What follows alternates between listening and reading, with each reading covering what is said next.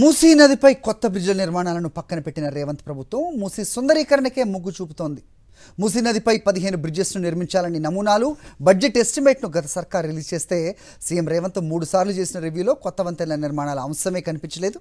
15 కొత్త వంతెనలకు 550 కోట్లు అవుతుందని అంచనా విడుదల చేసింది గత ప్రభుత్వం. నిధుల కొరత వల్ల మూసీ నదిపై ఇప్పటికే పిలిచిన టెండర్స్ని రద్దు చేసింది రేవంత్ ప్రభుత్వం. ఇదే అంశంపై అప్డేట్స్ మా కరెస్పాండెంట్ శేఖర్ ఇస్తారు. శేఖర్, చెప్పండి. సో మూసీపై వంతెనలకు 550 కోట్లు కేటాయించింది గత ప్రభుత్వం. ప్రస్తుతం ఈ బ్రిడ్జిల ఊసే లేదు ఏ రివ్యూలో కూడా అని వినిపిస్తోంది. ఇక బ్రిడ్జెస్ లేనట్టేనా టెండర్లు కూడా వెనక్కి పంపారు అంటే కనుక?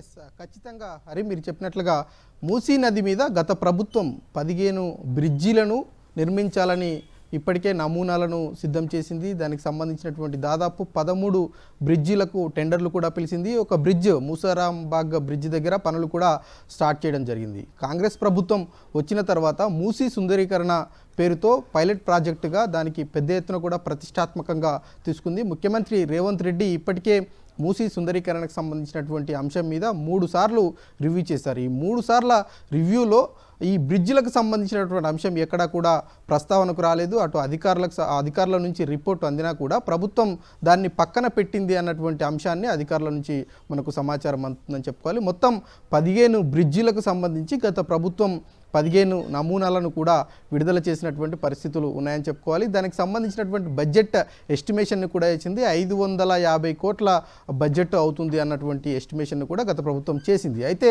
ప్రస్తుతం మూసీ సుందరీకరణకు సంబంధించినటువంటి అంశం మీద 50,000 కోట్లు ఖర్చు చేయబోతున్నామని రాష్ట్ర ప్రభుత్వం చెప్తుంది. కానీ బ్రిడ్జుల నిర్మాణానికి సంబంధించినటువంటి విషయంలో మాత్రం నిధుల కొరత వలనే SRDPకి సంబంధించినటువంటి 3వ దశ పనులు కావచ్చు, ఈ 15 బ్రిడ్జిలకు సంబంధించినటువంటి అంశాలు కూడా పక్కన పెడుతుంది అన్నటువంటి అంశం చాలా స్పష్టంగా అధికారుల నుంచి అందుతూ ఉంది. ఈ దఫలో బ్రిడ్జిలకు సంబంధించినటువంటి నిర్మాణం అనేది ఉండదు. కేవలం మూసీ సుందరీకరణ జరిగిన తర్వాత భవిష్యత్తులో బ్రిడ్జిలకు సంబంధించినటువంటి నిర్మాణం మీద ఆలోచన చేద్దాము అన్నటువంటి అంశాన్ని ప్రభుత్వం చాలా స్పష్టంగా అధికారులకు చెప్పినట్లు తెలుస్తూ ఉంది. నిన్న కూడా ముఖ్యమంత్రి HMDA అట్లాగే GHMC ఇతర అంశాల మీద పెద్ద ఎత్తున కూడా రివ్యూ చేయడం జరిగింది. GHMC HMDAకి సంబంధించినటువంటి అన్ని శాఖల అధికారులు అటెండ్ అయ్యారు. ఆ రివ్యూలో కూడా బ్రిడ్జిలకు సంబంధించినటువంటి అంశం రాలేదు. అధికారులతో మాట్లాడినటువంటి సందర్భంలో ఈ బ్రిడ్జిలకు సంబంధించినటువంటి విషయం మీదే ప్రభుత్వం సుముఖతగా లేదు.